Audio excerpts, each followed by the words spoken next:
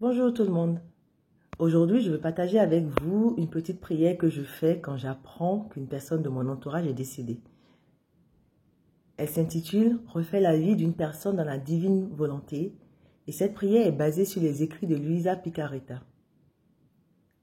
Elle est toute simple, elle est toute belle et cette prière me permet de faire concrètement une action pour une personne de mon entourage qui est décédée. Alors, Seigneur Jésus, je t'aime. Tu es mon tout, mon amour, mon trésor. Et moi, je ne suis rien. Mais avec toi, je peux tout.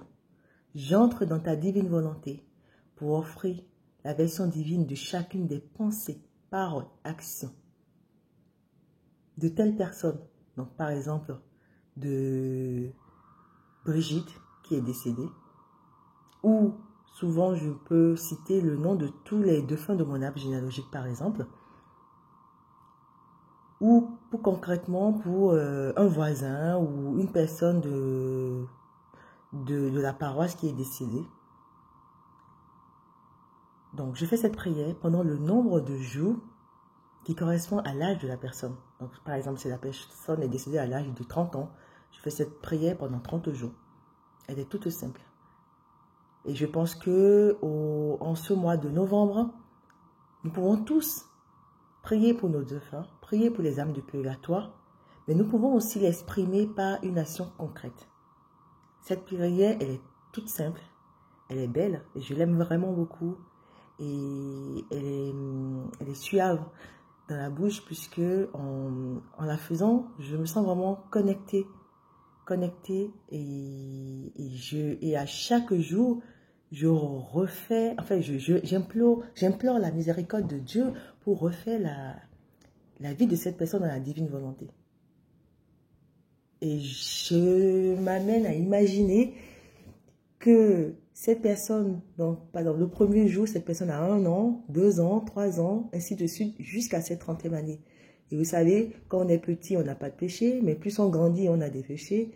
Et de refaire, du coup, toute la vie de la personne dans la divine volonté, c'est juste magnifique. Et c'est pour cela que je partage cette prière avec vous, afin que ma petite vidéo puisse vous inspirer aussi, et que vous aussi, vous choisissiez une prière que vous aimez, et que vous la mettez en pratique, vous la priez pour une personne en particulier qui est décédée, ou même pour toutes les âmes du purgatoire, pendant ce mois de novembre.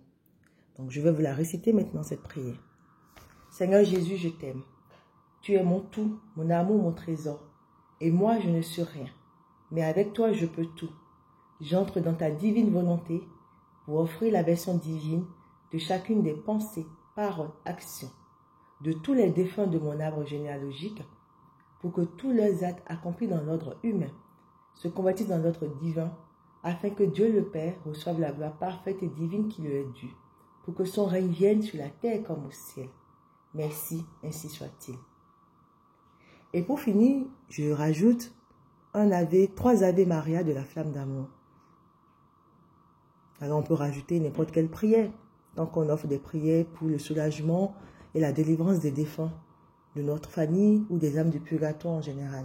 Et cette prière, je l'aime tellement qu'il m'arrive au cours de la journée de la faire, soit pour un groupe d'âmes au purgatoire, par exemple les âmes des sans-abri, les âmes en attente qui ont besoin d'une seule prière pour entrer dans la lumière éternelle, les âmes des jeunes, les âmes des décédés du Covid qui n'ont pas eu le temps de faire une confession, par exemple.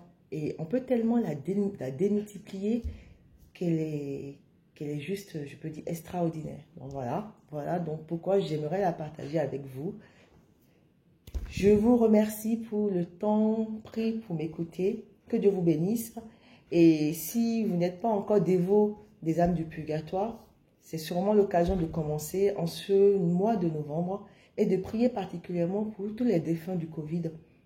Bonne journée à vous.